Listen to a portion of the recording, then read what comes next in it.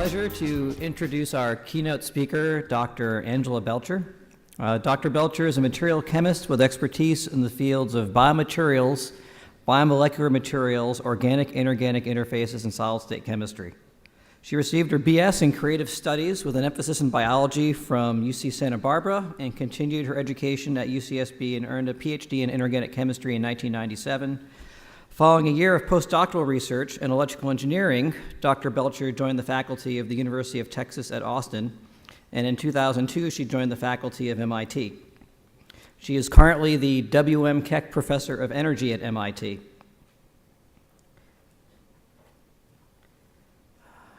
She's founded two companies, Cambrios Technologies and Solaria Technologies. Dr. Belcher has received much recognition for her work in the scientific world as well as the popular media. Her work has been published in prestigious scientific journals like Science and Nature, and it's also been reported in the popular press, including Time, Fortune, Forbes, Discover, Scientific American, and even Rolling Stone magazine. In 2005, she was named as one of the 10 to watch by Fortune magazine for how the world will work in the next 75 years. The next year, she was named Research Leader of the Year by Scientific American and a Popular Mechanics Breakthrough Award. In 2009, Rolling Stone magazine named her one of the 100 people who are changing the world. And in 2010, she received the ENI Prize for Renewable and Non-Conventional Energy. And with all those accolades, we're going to hear her keynote address titled, Giving New Life to Materials for Energy and the Environment.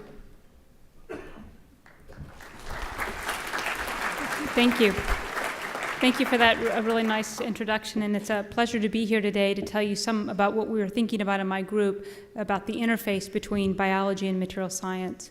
And so in my group, we like to say we like to give biology the opportunity to work with elements that hadn't had the opportunity to work through evolution. And what we're interested in is giving genetic information to materials, where those materials can be smarter, more adaptable, and can be processed and grown under environmentally friendly conditions. And the inspiration for the work really comes from how abalone makes shells or organisms in the ocean. It was mentioned that one of my companies, Cambrios, was named after the Cambrian geologic time period. That was a period where there was an explosion of life, and during this geologic time period, which I'll talk about a little bit, organisms in the ocean started making hard materials, so it was a very fascinating time. And so what we're interested in doing is giving new life to organisms, so where they can go on to make batteries and solar cells, fuel cells, and other kinds of materials for energy and electronics in the environment. So we call it genetic control of materials. Basically, there's a picture of an abalone shell, and that abalone shell, there's a picture of little baby abalone shells.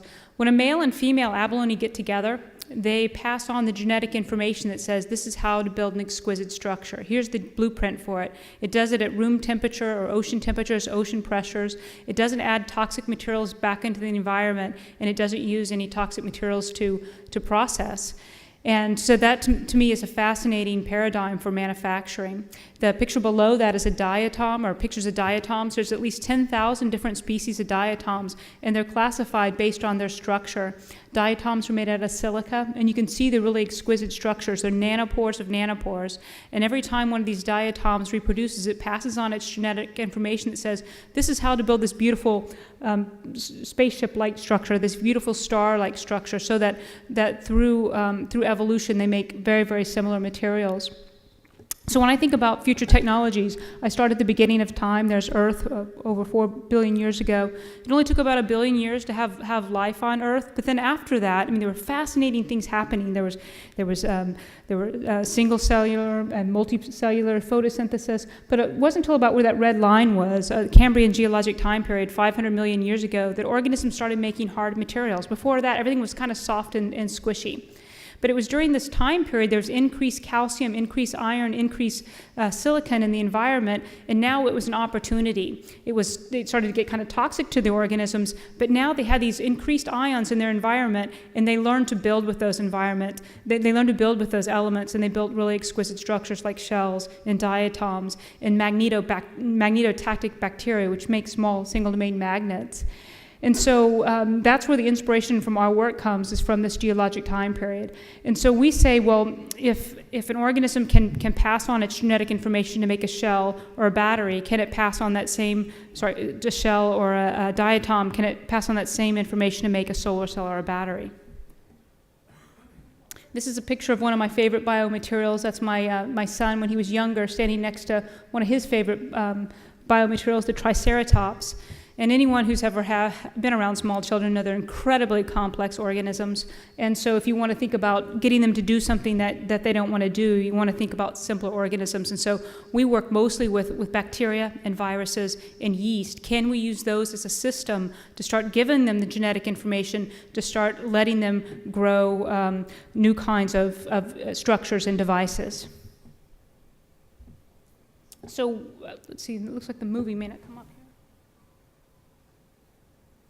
So this is basically, this is supposed to be a movie of just the idea of viruses infecting a bacteria. We use M13 Bacteriophage, which are a kind of virus that only infects bacteria, and using them as basically a factory to amplify more of these M13 Bacteriophage to start assembling something like a battery electrode.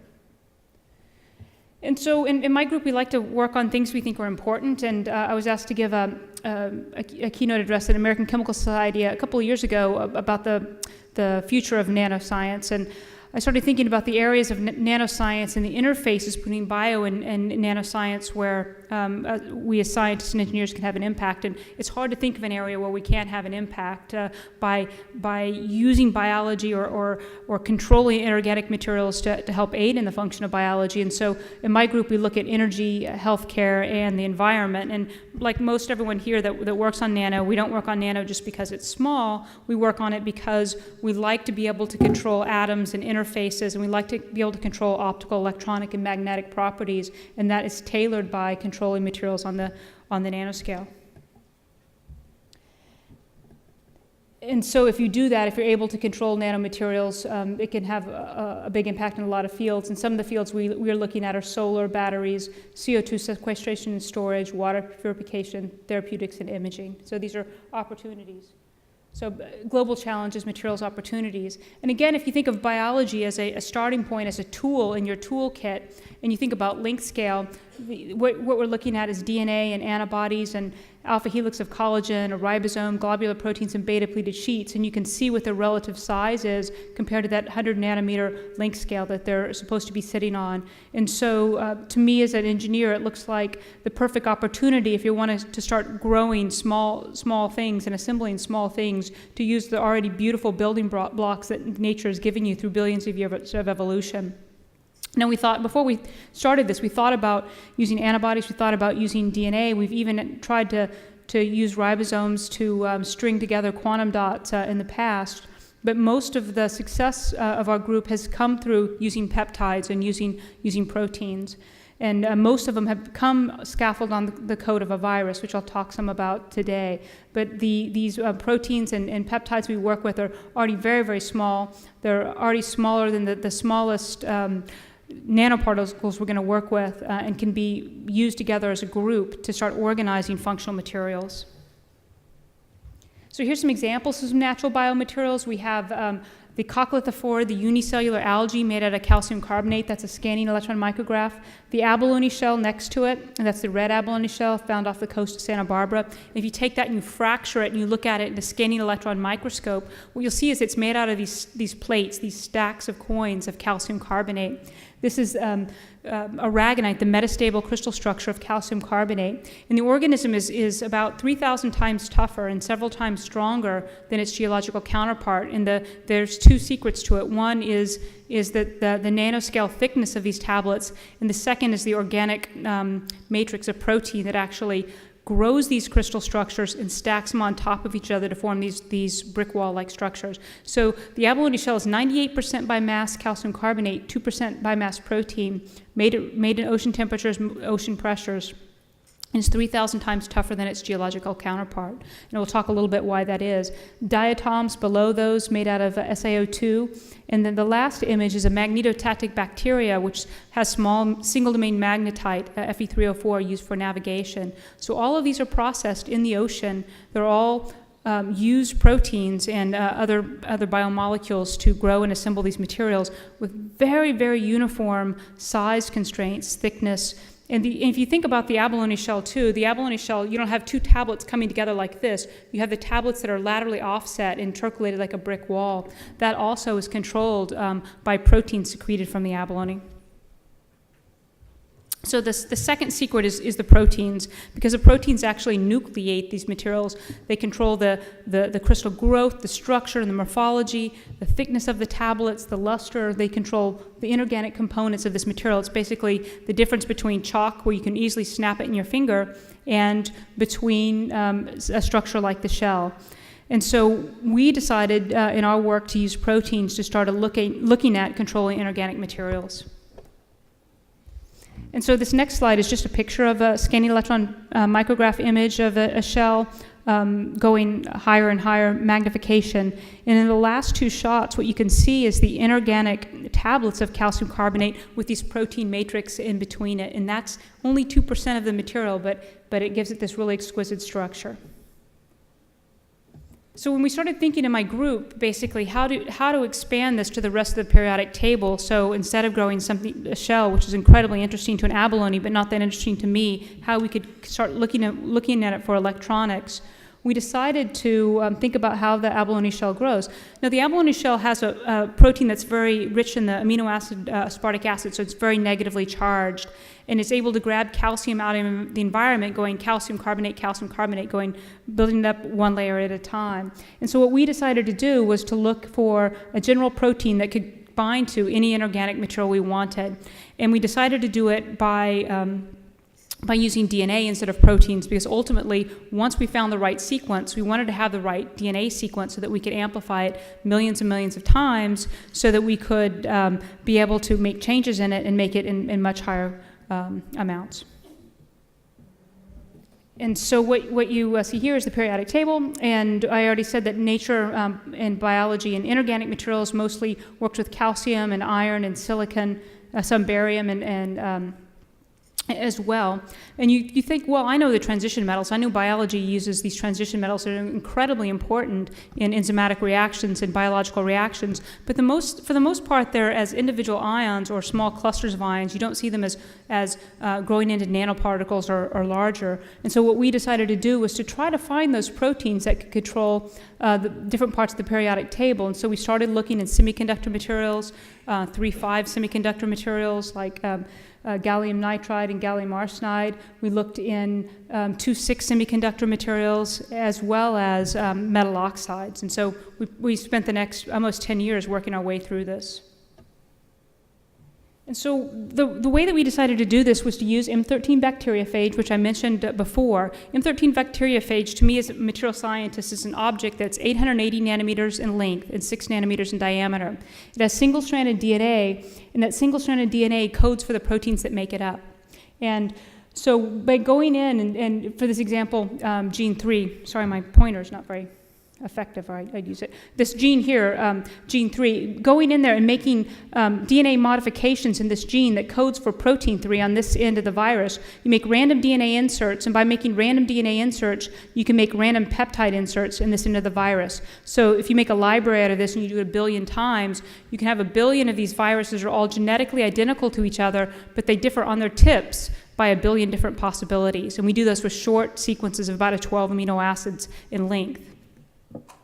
Something that's more used in our group now is to not use that minor coat protein, but use the major coat protein and go in and make modifications in the DNA sequence that codes for 2,700 copies that make up the virus protein and do different inserts. And so now what we can have is we can have a library of 1 million to 1 billion viruses that have short amino acid inserts all along the length of the virus, so almost 3,000 copies along the length of the virus, and have it as a library.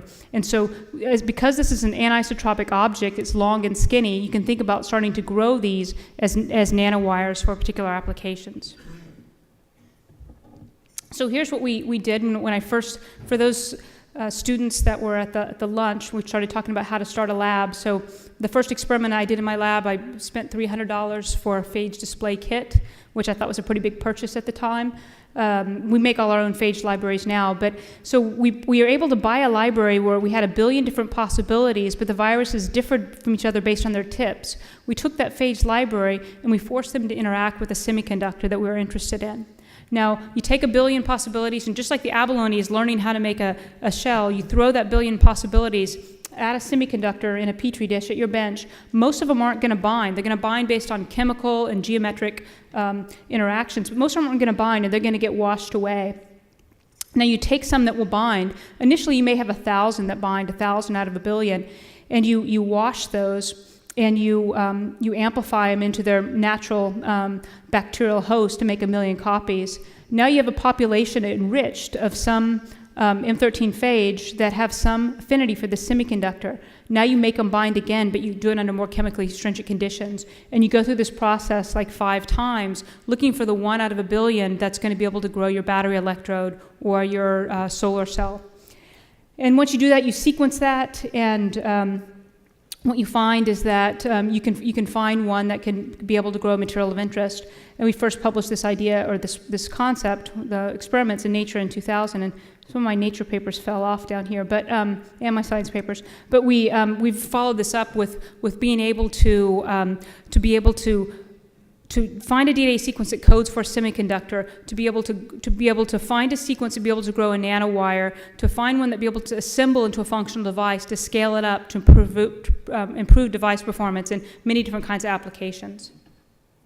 So when we were first thinking about this, what we were trying to do was to combine specificity through evolution with man-made fabrication for what we call evolved hybrid materials. So what is that living, non-living interface where the materials have a function that we're interested in, but can be easily manipulated at the genetic level. And I've always said I've never been accused of focusing, and so these are the areas that we're very active in my group right now. So almost everything in my group, we use biology to control inorganic materials, but we look at different applications. We look at batteries, we look at electrochromics for displays, we look at solar cells, we look at carbon sequestration and storage, medical imaging, nanoelectronics, fibers, fuel cells, and catalysis and photocatalysis. Today I'm going to tell you a little bit about batteries, solar cells, medical applications, maybe photocatalysis. And so here's our toolkit. It's the M13 Bacteriophage. I always say for a couple of weeks I tried to be a synthetic organic chemist, and I was really bad. One of the things I didn't like about it is when I was trying to synthesize polymers, I was trying to get them all the same length, and I had to separate them out, and it was very kind of complicated. And that's one of the things I love about biology is that biology usually gives you things in exact units. If your enzyme's too short, you're in trouble. So the same thing with M13 Bacteriophage. This is 880 nanometers in this direction and 6 nanometers in this direction. There's 5 proteins over here. There's 5 copies of one protein over here, 2 other proteins over here, and there's 2,700 copies of the major coat proteins called P8 that self-assembles around the DNA to make up the structure. Now, every single time I amplify this and make 1 million or 1 billion copies, they're all identical to each other in terms of its length. And as a material scientist, that's wonderful. They're always the same length. I don't have to worry about that. Now, the other thing that's really wonderful about how these self-assemble around the DNA structure is they self-assemble to give this crystalline structure. So this is looking at these alpha helixes that are there's 2,700 copies of them that are covering up the DNA, and they have these proteins that are actually sticking out of this surfaces, these peptide sequences. Now, these are the peptide sequences that we're going to harness for the ability to nucleate and grow materials. But if you dive in there, you'll see that they're not just this scaffold, that, of course, these scaffold have particular amino acid sequences along these tips, and they're arranged not only next to each other along an alpha helix bundle, but around bundles of alpha helixes, and so it's a very, very rich place to do chemistry. And this is an individual alpha helix, and then you can see how they come into these 3-dimensional structures. And so what we said is that this is going to be a great site for nucleation. So we're going to select through that process for the ability to grow nanoparticles, and we can grow those nanoparticles to where they actually will assemble into to polycrystalline nanowires or single crystalline domains. And we set about to do that for many different kinds of materials. This is just an example of a particular sequence that we have that works very well in our hands as well as in other people's hands that, that can grow long continuous gold nanowires, and it does so with very good uniformity, 10, 15, 20, 25, 30, 50 nanometers in length. And we can do this with many different kinds of materials that we can control the diameter of them, the length, and many different other properties of them. But something that got to be more interesting to us as a function of time was the ability to have two different sequences to control combinations of materials. And so this was actually from several years ago, and we did it as kind of a cute experiment at the time where we individually selected the ability of a virus to grow two different peptides to grow two different materials, one cadmium sulfide and one was zinc sulfide. Then we had the virus express both proteins at the same time, one to grow cadmium sulfide, one to grow zinc sulfide. And what we found is that we could do what's similar to this little cartoon, which is we could simultaneously grow two different materials side by side and next to each other to grow heterostructures. And now this was a cute experiment at the time, and the reference fell off. I can't remember where we published it, but it's really the basis of what we do now, which is how do you mix materials that are hard to mix together that you normally wouldn't grow together to get some kind of improved performance? Which is basically this idea. If you have these two long nanowires, let's call them A, and this collection of nanoparticles, you can try to get them to come together through physical mixing, or you can try to modify the surface of either the spheres or the rods to try to get them to come together. But when you do physical mixing, it often doesn't give you enough contacts. Or if you do chemical modification of either one of these, a lot of times it will degrade the material of interest, or you won't get enough contacts. And so what we decided to do was evolve the virus or find chemical functionalities where it could do simultaneously two things, one bind A and two bind B. So here's what it looks like here. So now we're going to have a virus that can pick up small nanowires and simultaneously grow nanoparticles. And this is going to be important for several different kinds of applications that we're currently looking at. And so how do you go from a DNA to a functional device that you can hold in your hand? That's pretty much what my group has been looking at in the last 5 years. And this is from a paper that came out in Nature Nano this year, where we were able to have a particular DNA sequence that code for a particular peptide sequence that simultaneously arranged single-wall carbon nanotubes in a specific arrangement and was able to grow materials for dye-sensitized solar cells and show great improvement in performance. And one of the areas that we focused on since 2006 in my group has been lithium-ion batteries. And so what we've been looking at is trying to build new electrodes, both anodes, negative electrode materials, and cathodes, positive electrode materials, to try to improve our energy density and power performance of these materials. And so I'm going to start by showing you a little bit of our anode work and then a little of our cathode work to show you some of our high-performance batteries. So if it's been a while since you've looked at lithium-ion batteries, you have the anode and the cathode. You have the lithium ion that's in between and is stored in either the anode and then the cathode.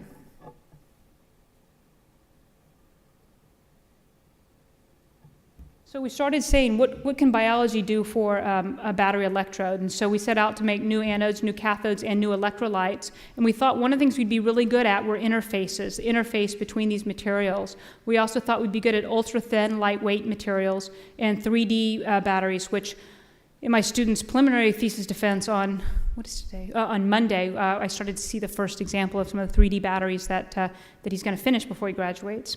Higher energy density materials, as well as flexible, conformable, textile integratable, and room temperature synthesis. So basically what we're trying to do are make batteries that you can pour into a container that take the shape of their container. So you don't have to think about how to build your battery around your device. Build your device, have the structure, pour in the battery, and then go.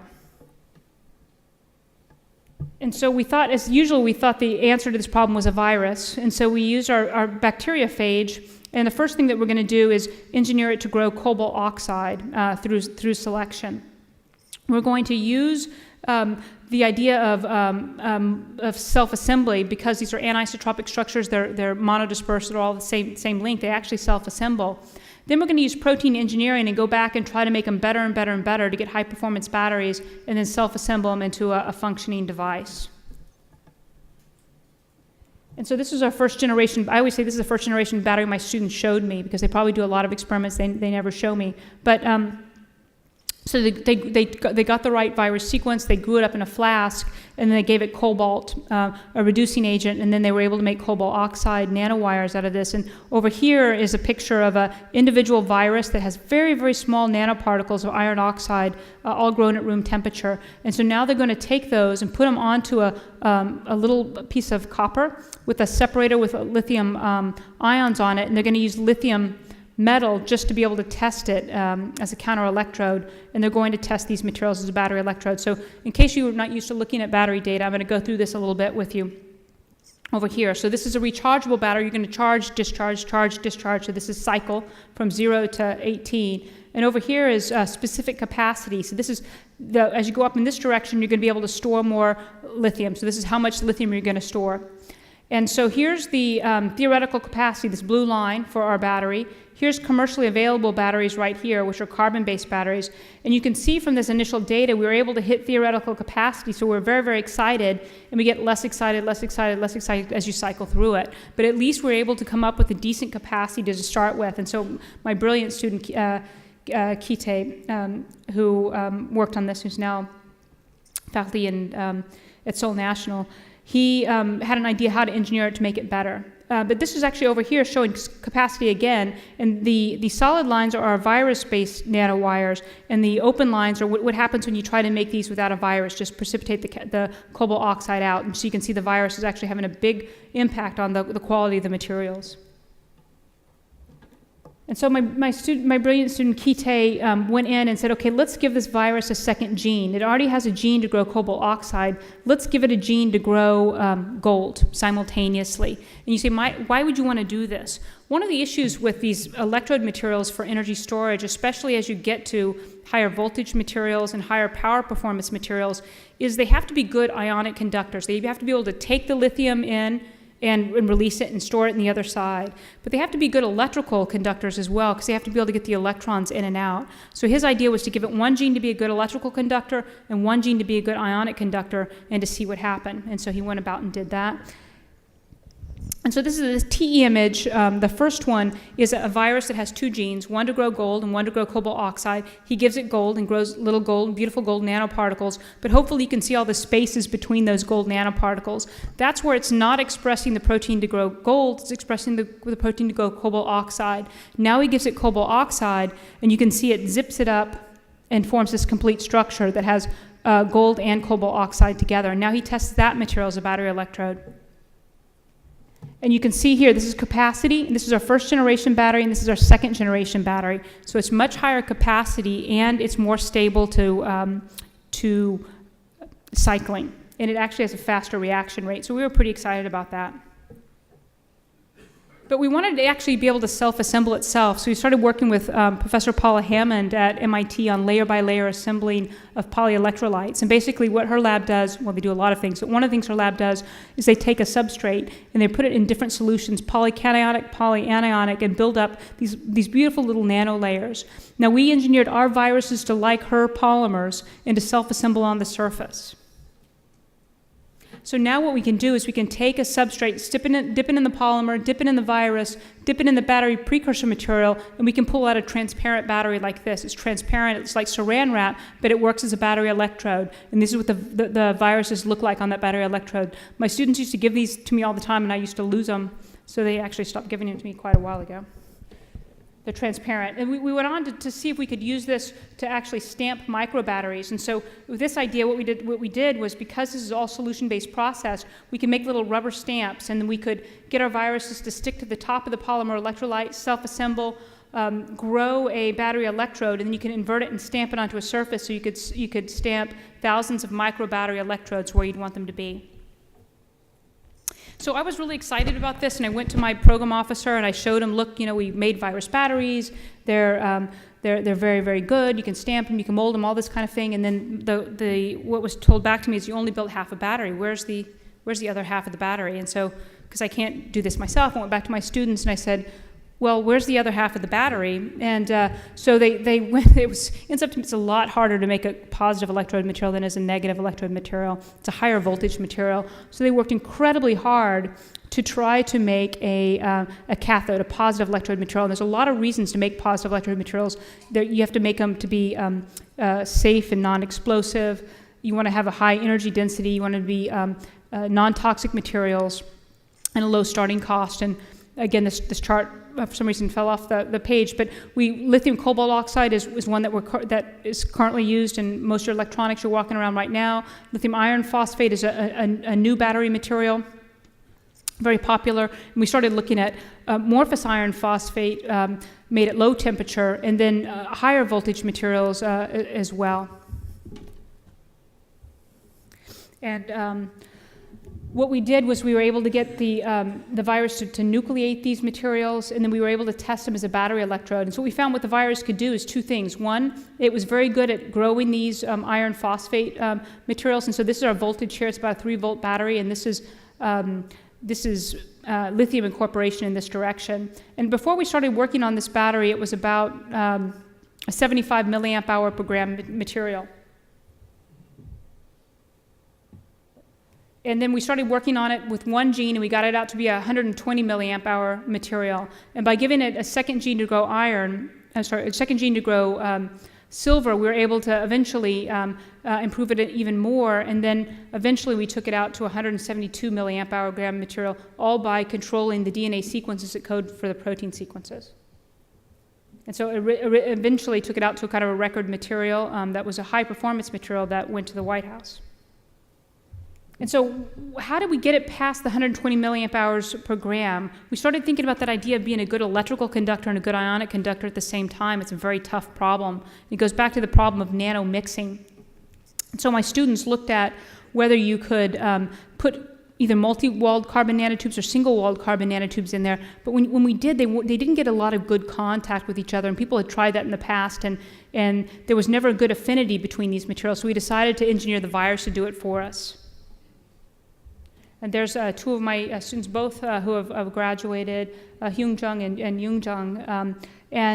Basically what they decided to do was to engineer the viruses on one end to pick up single-walled carbon nanotubes, and along the length of the virus to be able to nucleate iron phosphate. So they first set about to get them to pick up single-walled carbon nanotubes, grow iron phosphate, and then assemble it into a working battery electrode. And I always say that this is one of the best days of my life, because this is what I've been working, well, I didn't actually do it, but what I've been hoping for a really long time, which was we were able to eventually find that the affinity of this peptide for a material, in this case a single-walled carbon nanotube, was directly related to device performance. So we found this particular clone, which had a high affinity for carbon nanotubes, which is going to have increase your device performance of your battery electrode to make a high-performance battery, and I'll show you how that works. So what we did was engineer the virus to pick up the carbon nanotubes here, and then if you mix them together, what happens is you're going to form a percolating network that acts as a superhighway for getting electrons in and out for fast charging and discharging. And here's the picture of what it is. Here's the iron phosphate sequences along the virus that are completely mineralized now, and you can see how they're holding on to these single-walled carbon nanotubes, and these single-walled carbon nanotubes cross and make the structure. So basically what it does is it acts as this highway for transferring energy in a very short period of time. And what you can actually see is that that we can look at the rate performance of the batteries for different clones, and what we find is that the ones that bind the tightest give the best rate performance. And this is actually looking at a fast discharge rate and a slow discharge rate. If you do it slowly, you can get everything in and out, but if you do it faster, you get incomplete, interaction, and it leads to a lower performance. So what you want to basically do is have a straight line. But the thing that's exciting for us about this is we found a clone that looked very good, and we tested it as a function of cycling, because you want it to be stable as a function of cycling. And most excitingly, what we found is that it had very high power performance, and this one particular clone had a good specific power and a good specific energy, and that the power performance was directly related to the affinity of the single-walled carbon nanotube, as well as the ability of the particular peptide to nucleate this material. So it was very exciting. This is when President Obama and Kerry visited our lab to see this, and it subsequently went on its own tour. I didn't get invited to the White House, I always point out, but my battery was invited. And so we really wanted to actually eventually get to these as three-dimensional structures. And so just last week, my student showed me this in his preliminary thesis defense, was ability to form these three-dimensional networks, which we're filling in with batteries. And the reason we're so excited about this is because we want to have batteries that are themselves the architecture. So imagine having so this is one of the applications for this is actually little unmanned vehicles where the wing actually is the battery, so it's the same structure. So you're not taking up space by putting a battery in, because the battery is also part of the structure of the device. And so it's something that we've been working at and we've been very successful with in the last couple of weeks. Always happens right before the defense.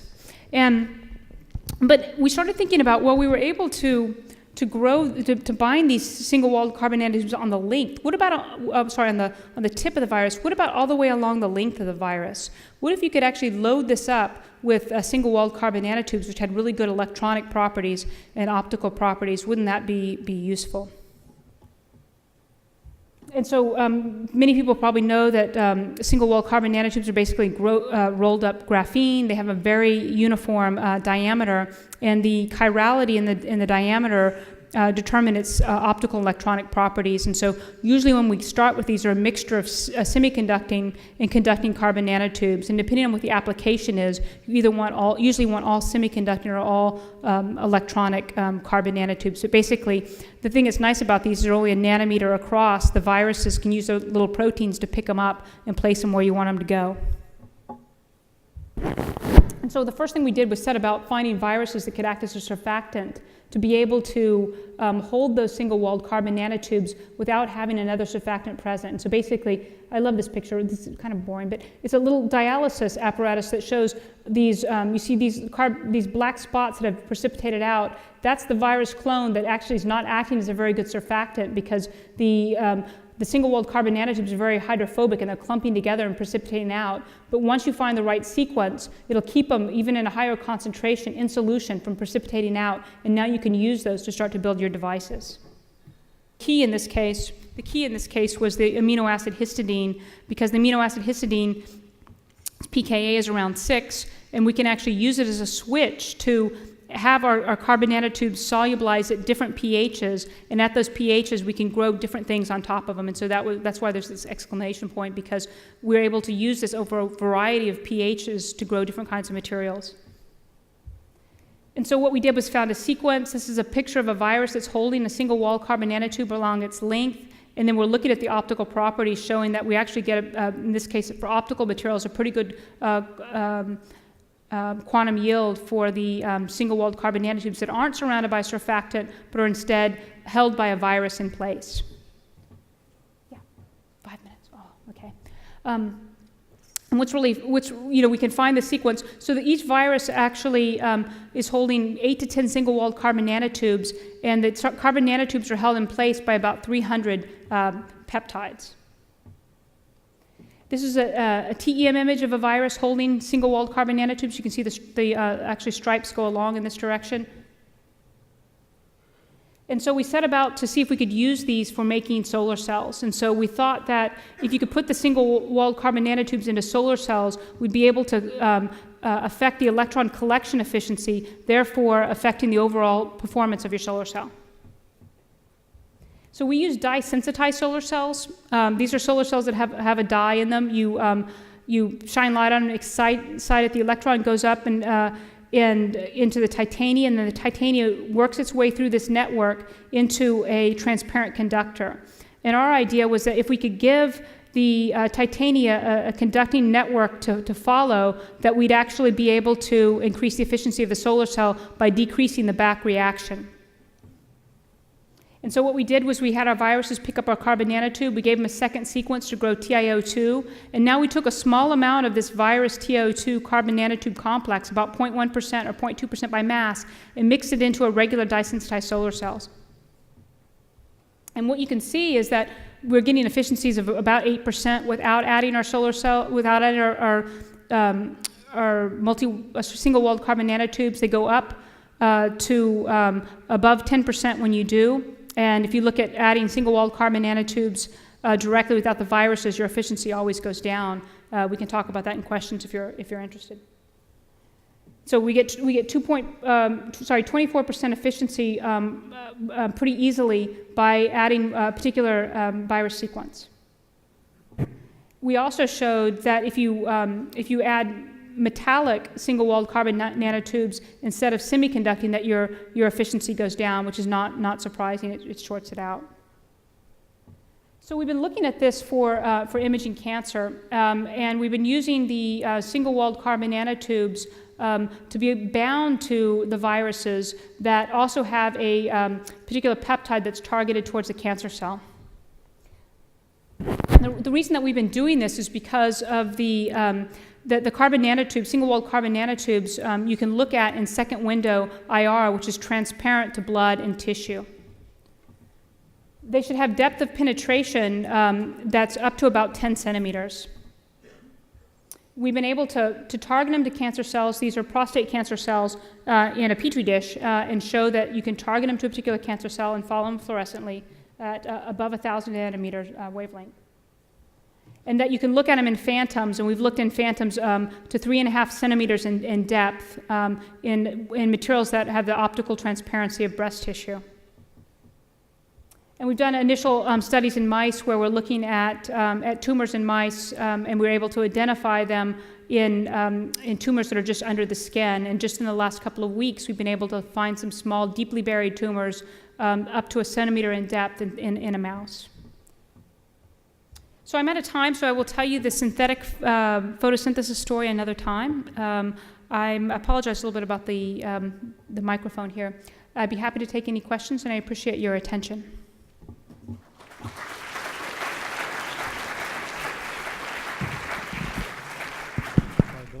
Thank you for the question. The question is the 24% increase in efficiency we see of our solar cells, is it good enough to, that's the total efficiency of these is about 10.8%. That's the 24% is what we saw in the performance of the cells. And the answer is yes. So we're in pilot scale for these, for this right now to test for some inexpensive solar cells that could be produced in a large way. One of the reasons we're interested in this is the total amount of biology we're adding to the already existing solar cell is 0.1%. And so it's a very little biology that gives you over a 2.5% increase in your total power conversion efficiency. So we're excited about it. I told my students, where's the 11.5%? We need 11.5%, and they're working right now on that. But I'm pretty excited with where we are, and so are some companies that are looking at it right now. Oh, thank you. One more question. We have time for one more. I heard you guys have hard questions, so it's good. I was just wondering how long the viruses can survive in ambient conditions, and then once they die, if that affects your devices. Well, it's an interesting question because these are very, very stable. They're stable at the bench top for years, and so you don't have to worry about that, especially if you dry them out. They're also stable above pH 2 and until around pH 11. I found out the other day one of my non-biologist postdocs was working at pH 1, which I got a little nervous, but his structures still seemed to work for a short period of time.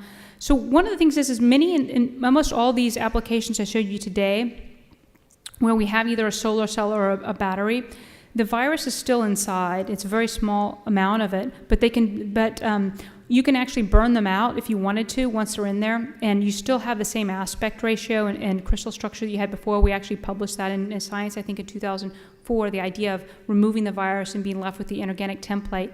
For us, we'd rather leave the biology in there if possible, because what we're looking for is the cheapest, most economic route possible. And so we haven't seen any deleterious effects from our viruses in these batteries for years where we haven't removed the template because they're completely coated by inorganic materials.